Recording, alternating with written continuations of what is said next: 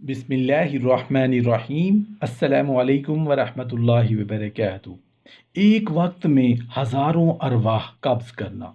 حضرت اشعث بن سلیم رضی اللہ عنہ سے روایت ہے کہ حضرت ابراہیم علیہ السلام نے ملک الموت سے پوچھا، جن کا نام اسرائیل علیہ السلام ہے اور ان کی دو آنکھیں چہرے میں ہیں اور دو گدی میں، کہ تم کس طرح قبض کرتے ہو ارواح کو، جبکہ ایک روح دنیا کے پورب زمین میں ہو اور ایک دنیا کی پچھم زمین میں، اور جبکہ کسی شہر میں وبا پھوٹ پڑی ہو اور بہت سارے لوگوں کو موت ہو رہی ہو، جبکہ دنیا کے دوسرے کنارے پر لڑائی میں دونوں اطراف کے لشکر میں قتل اور خون ریزی شروع ہو اور انسانوں کی ارواح قبض کی جا رہی ہوں، یہ سارا عمل ایک وقت میں کیسے ممکن ہے؟ ملک الموت نے کہا، اللہ کے حکم سے ارواح کو میں پکارتا ہوں تو وہ میری دو انگلیوں کے درمیان میں آ جاتی ہیں اور زمین سمیٹ کر میرے سامنے ایک تشت کے برابر کر دی جاتی ہے، تو میں جہاں سے چاہتا ہوں ارواح کو قبض کرتا ہوں۔ حضرت یعقوب علیہ السلام نے ملک الموت سے پوچھا کہ تم ہر جاندار کی روح قبض کرتے ہو، اس وقت تم میرے پاس ہو اور جاندار تمام زمین پر مختلف جگہ اور متفرق مقام میں ہیں۔ ملک الموت نے کہا، اللہ تعالیٰ نے دنیا کو میرا تابع دار کر دیا ہے، جیسے تشت کسی کے سامنے رکھ دیا جائے اور تشت کے اندر کی چیز جس طرح سے چاہے لے لے، اسی طرح دنیا میرے سامنے ہے۔ روایت ہے شہر بن حوشب رحمۃ اللہ علیہ سے کہ ملک الموت بیٹھے رہتے ہیں اور دنیا ان کے سامنے ہے، اور جس تختہ پر آدمی کی عمر لکھی جاتی ہے وہ ان کے آگے ہے، اور بہت سے فرشتے ان کے پاس کھڑے ہیں، اور ملک الموت ہر وقت اس تختہ کو دیکھتے رہتے ہیں۔ جس بندے کی عمر ختم ہو جاتی ہے تو فرشتوں کو حکم دیتے ہیں کہ اس کی روح قبض کر لو۔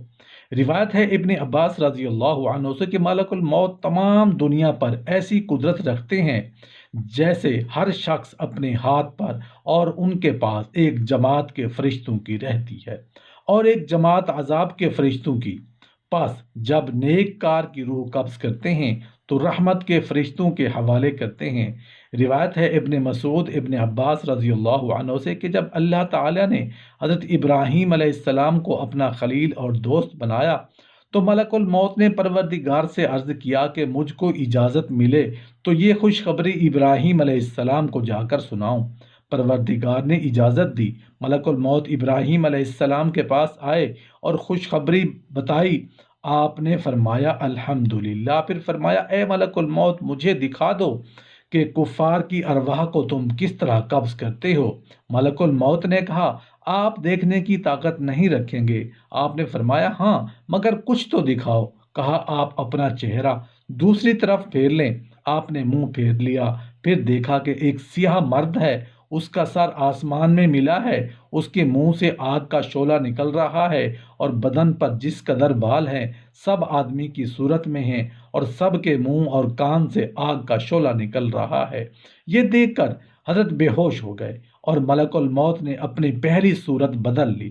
جب آپ ہوش میں آئے تو فرمایا اے ملک الموت، اگر کافر موت کی سختی نہ اٹھاتا اور صرف تمہاری صورت دیکھ لیتا تو اسی قدر اس کو کافی ہوتا۔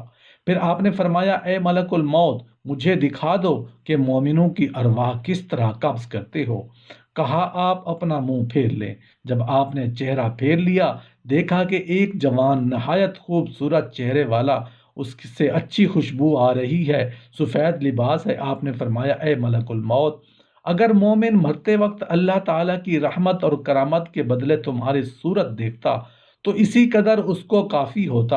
روایت ہے خصیمہ رحمۃ اللہ علیہ سے کہ ملک الموت ایک بار حضرت سلیمان علیہ السلام کی مجلس میں آئے اور ایک شخص کی طرف تعجب سے کچھ دیر تک دیکھتے رہے۔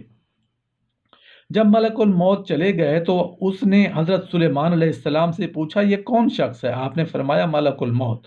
اس نے کہا، وہ میری طرف اس طرح دیکھتے تھے کہ گویا میری روح قبض کرنے کا ارادہ رکھتے ہوں۔ آپ نے فرمایا تو کیا چاہتا ہے؟ اس نے کہا، مجھے ہندوستان میں پہنچا دیجیے۔ آپ نے ہوا کو حکم دیا کہ اس کو اٹھا کر ہندوستان میں رکھ دے۔ ہوا نے اس کو ہندوستان میں پہنچا دیا۔ پھر ملک الموت حضرت سلیمان کے پاس آئے۔ آپ نے پوچھا تم کیوں اس شخص کو غور سے دیکھتے تھے؟ کہا مجھے تعجب اس بات سے ہے کہ اللہ تعالیٰ کا حکم میرے پاس پہنچا ہے کہ اس کی روح ہندوستان میں قبض کروں، اور یہ آپ کے پاس بیٹھا ہے۔ حضرت ضحاک رضی اللہ عنہ سے روایت ہے کہ رسول اللہ صلی اللہ علیہ وآلہ وسلم نے فرمایا کہ میت پر سب سے زیادہ سخت حالت اس وقت ہوتی ہے جب کہ غسل دینے والا اس کو نہلانے کے لیے آتا ہے، اس کی انگلی سے انگوٹھی اتارتا ہے، جسم سے لباس اتارتا ہے، سر سے عمامہ جدا کرتا ہے۔ اس کی روح بے چین ہو کر فریاد کرتی ہے، جس کی آواز جن و انسان کے سوا سب سنتے ہیں، اور کہتی ہے اے نہلانے والے، تجھ کو خدا کی قسم میرے کپڑے بہت نرمی سے اتارو، کیونکہ ملک الموت کے پنجہ کی تکلیف سے مجھے پورے طور پر ابھی آرام نہیں ملا۔ پھر جب اس کو تختے پر لٹا کر اس پر پانی ڈالا جاتا ہے تو روح چلاتی ہے اے نہلانے والے، خدا کے واسطے میرے جسم کو قوت سے ہاتھ نہ لگا، کیونکہ وہ جان کنی کی سختی سے زخمی اور چور چور ہو رہا ہے۔ پھر جب نہلا کر اس کو کفناتے ہیں اور پاؤں کی طرف سے باندھ دیتے ہیں تو روح کہتی ہے اے غسل دینے والے، خدا کے لیے ابھی سر کی طرف سے میرے کفن میں گرہ نہ لگا، تاکہ میرے بیوی اور بچے اور تمام رشتہ دار دنیا میں آخری بار میری صورت دیکھ لیں، کیونکہ آج میں ان سے بچھڑ رہا ہوں اور اب قیامت تک یہ میری صورت نہیں دیکھیں گے۔ پھر جب اس کا جنازہ تیار کر کے گھر سے نکالا جاتا ہے تو روح پکارتی ہے اے جنازہ اٹھانے والو، خدا کے واسطے ابھی جلدی نہ کرنا، تاکہ میں اپنے بال بچوں اور عزیز و اقارب سے رخصت ہو لوں۔ اے جنازہ اٹھانے والوں، میں اپنی اولاد کو آج یتیم اور بیوی کو بیوہ چھوڑے جا رہا ہوں، خدا کے لیے میرے بعد ان کو تکلیف نہ دینا۔ میں اپنا گھر اور مال و اسباب دوسروں کے لیے چھوڑ رہا ہوں، اب یہاں کبھی واپس نہیں آؤں گا اور قیامت تک کسی کی صورت نہیں دیکھوں گا۔ پھر جب جنازہ اٹھا کر چلتے ہیں تو میت کہتی ہے اللہ اللہ، اے میرے بھائیوں، میں نے آج تک جو کچھ مال و اسباب جمع کیا تھا وہ صرف وارثوں کے لیے تھا، آج ان میں سے کوئی میرے گناہوں کا ذرا سا بوجھ بھی نہیں اٹھا سکتا۔ ہر چیز کا حساب و کتاب مجھ سے لیا جائے گا، اور میرے وارث کھائیں گے اور اڑائیں گے۔ امام بخاری اور مسلم نے حضرت ابو سعید خدری رضی اللہ عنہ سے روایت کی ہے کہ جناب رسول کریم صلی اللہ علیہ وآلہ وسلم نے ارشاد فرمایا، جب جنازہ رکھا جاتا ہے اور پھر لوگ اسے اپنے کندھوں پر لے کر چلتے ہیں، اگر وہ نیک روح ہوتی ہے تو کہتی ہے مجھے جلدی سے آگے لے چلو، اور اگر روح نیک نہیں ہوتی تو کہتی ہے ہائے بربادی، مجھے کہاں لے کر جا رہے ہو؟ اور اس وقت سوائے انسان کے تمام مخلوق اس کی آواز سنتی ہے، اور اگر انسان اس کی آواز سن لے تو بے ہوش ہو جائے۔